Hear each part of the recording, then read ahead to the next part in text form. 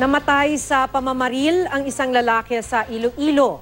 Nadamay sa insidente ang kasama nitong menor de edad. Makibalita tayo kay Jennifer Muñasa ng GMA Iloilo. Duguan na ng maisakay sa ambulansya ang 30 taong gulang na si Roger Tutor. Pinagbabaril siya sa Tisa Street sa bayan ng Haniway, Iloilo habang nakikipag-inuman siya kasama ang kaibigang si alias JP na isang minor de edad.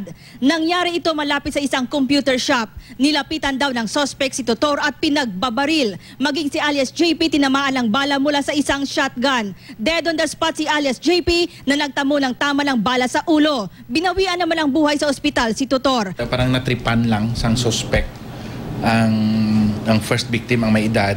Kag ining bata, ining minor, naagsikan lang sang balinis sang 12 gauge shotgun.